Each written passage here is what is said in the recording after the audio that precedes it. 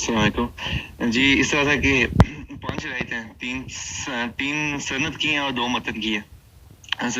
رجال ثقہ ہونے چاہیے، ثقہ اور عادل ہونے چاہیے، سند متصل ہونی چاہیے، متن شذوذ سے پاک ہونا چاہیے، کوئی خفیہ علتیں نہیں ہونی چاہیے.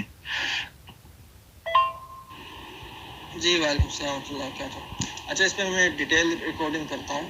صحیح حدیث کی 5 شرائط ہیں. ان 5 شرائط کو ایک سینٹنس میں بھی پکارا جاتا ہے عربی میں، ایک یعنی اس طرح جملے میں، اور ان کو الگ الگ کر کے بھی بیان کیا جاتا ہے.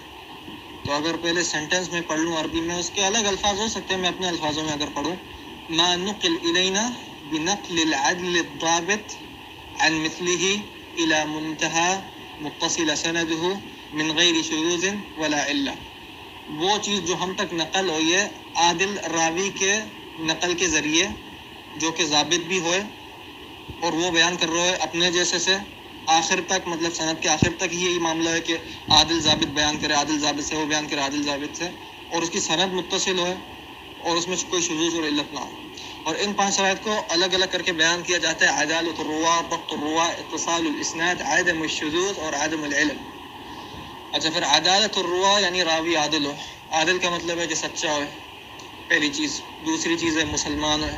تیسری چیز اس میں کوئی بڑی متفق بدعت نہ ہے. بڑی متفق بدعت یعنی قدری نہ ہو، جبری نہ ہو. اس طرح کی جو بڑی متفق بدعت ہیں، جن کو مطلب اہل اسلام کہتی ہے یہ پکے گمراہ ہیں.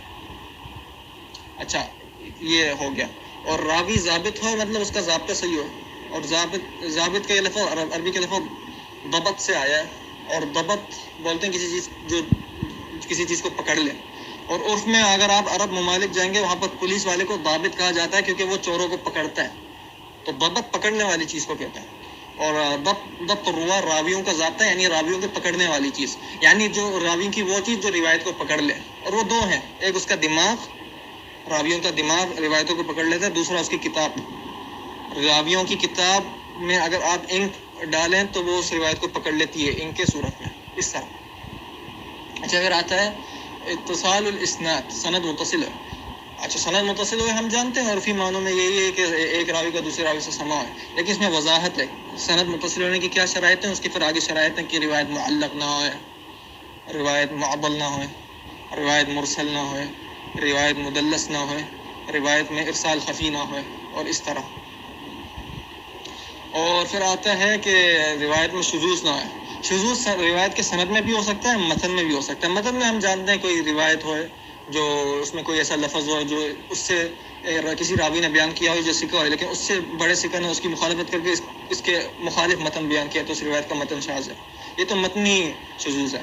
سند میں شذوذ یہ ہوتا ہے کہ ایک روایت ہوئے، اس کو ایک جماعت، ثقہ کی جماعت ایک استاد سے بیان کر رہی ہوئے، اور وہاں پر اس استاد کا یعنی پر استاد کا نام ابراہیم بیان کیا ہے، اور ایک ثقہ راوی اسی استاد سے روایت کرے جس سے جماعت نے بیان کی تھی، لیکن اس ثقہ راوی نے اس استاد کے پر یعنی استاد کو یعنی راوی کے پر استاد کو اس نے ابراہیم کی جگہ یوسف کر لیا، تو یہ سندی شذوذ ہے، راوی کا نام بدل دیا گیا.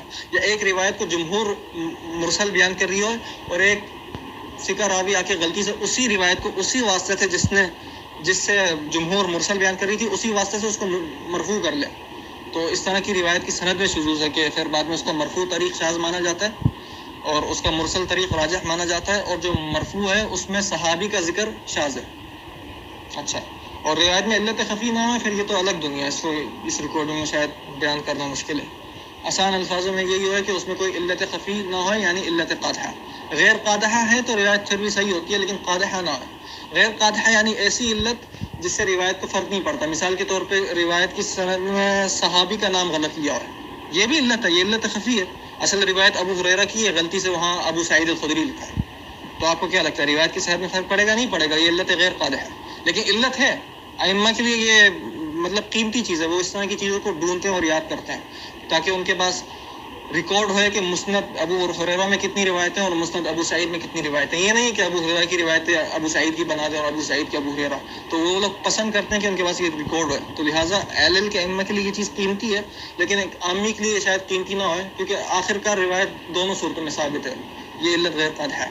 قادحہ علت ایسی علت ہے کہ کسی علت خفی کی وجہ سے روایت میں 5 شرائط یہ 4 شرائط میں کمی ہو جائے، 5ویں تو خود عدم العلل ہے نا، یعنی سمجھ آ رہی ہے کیا کہہ رہا ہوں؟ یعنی 5ویں شرط جو کہ ہے کہ علل کی نفی، اس میں علت قاطعہ میں ایسا وہ اس مسئلے کو کہا جاتا ہے علت قاطعہ، کہ اس میں روایت میں ایسی کوئی علت ہے جس کے ہونے کی وجہ سے وہ روایت فارغ ہو جاتی ہے، اور وہ علت شروع کے 4 شرائط کی صورت میں ہوتی ہے.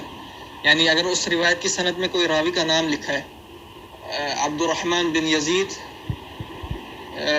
بن جابر، اور اصل میں وہ کوئی دوسرا راوی ہے، مثال کے طور پہ کوئی ضعیف راوی ہے، تو راوی نے غلطی سے ایک ضعیف راوی کو ثقہ راوی کا نام دے دیا اور اصل میں کوئی ضعیف راوی تھا، تو یہ علت قاطعہ ہے، یہ روایت کی صحت کو خراب کر لے گی، اور یہ پہلی شرط کو ناقص کر لے گی کہ راوی عادل نہیں ہے، لیکن ظاہری طور پہ عادل لکھ رہا ہے، ثقہ راوی کا نام ہے، لیکن اصل میں وہ کوئی ضعیف راوی ہے، راوی نے غلطی سے ضعیف راوی کے نام کی جگہ کسی ثقہ کا نام لے لیا، یہ علت قاطعہ مانی جاتی ہے. تو میں ایسے ہی بس چھوٹا سا نقطہ بتایا، ورنہ شذوذ والے معاملے کی وضاحت کے لیے الگ سے ریکارڈنگ کرنی چاہیے، علت خفی کے معاملے میں تو پھر پوری الگ دنیا، اس میں تو بہت ڈیٹیل بحث ہونی چاہیے، پھر بندے کو سمجھ آتی ہے. ہو سکتا ہے آپ لوگ شروع کی 4 شرائط سمجھ گئے ہوں گے، لیکن شاید 5ویں میں کنفیوز ہو جائیں، لیکن یہ عام بات ہے کیونکہ علل کی معاملے کو میں اس طرح ایک ریکارڈنگ میں نہیں سمجھا سکتا. السلام علیکم ابراہیم بھائی، آپ نے اس میں گلاس بولا ہے کہ وہ متفق علیہ بدعتی نہ ہو، لیکن ہم تو دیکھتے ہیں کہ صحیحین میں بھی بدعتی، مطلب اس طرح کی بدعتیوں سے روایتیں آئی ہیں، تو مطلب پھر ان کا کیا کرنا ہے؟ یا ان کی صرف وہ روایتیں نہیں لی جائیں گی جو وہ اپنی بدعت کی طرف بلانے کے لیے پیش کر رہے ہوں گے؟ میں نے بولا تھا یعنی ایسا راوی جس میں کوئی بڑی متفق بدعت نہ ہو، میں نے بولا تھا بڑی بدعت. کیوں؟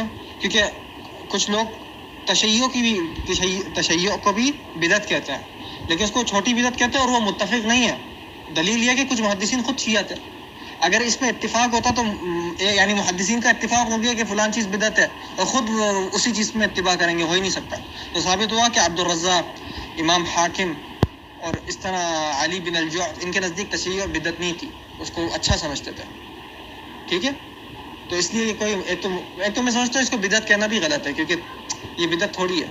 بڑی متفق بدعت سے میرا مقصد تھا قدری ہونا، جبری ہونا. قدری جبریوں کی تو علماء نے تکفیر کی ہے نا، اس طرح کیا میرا مقصد تھا. اور بخاری مسلم میں جو بدعتیوں کی روایت ہے وہ قدری جبری نہیں ہے. آپ ایک راوی دکھائیں بخاری مسلم کا جو ثابت ہو کہ وہ قدری اور جبری تھا، اور اس کے عقائد قدریت اور جبریت کے اصلی عقائد تھے. کچھ لوگ ہوتے ہیں ان میں تہمت لگی ہے کہ اس میں قدریت ہے اور جبریت ہے، ہو سکتا ہے ثابت نہ ہو، لیکن بعض راوی ہوتے ہیں ان سے ثابت ہے کہ پکا قدری اور پکا جبری.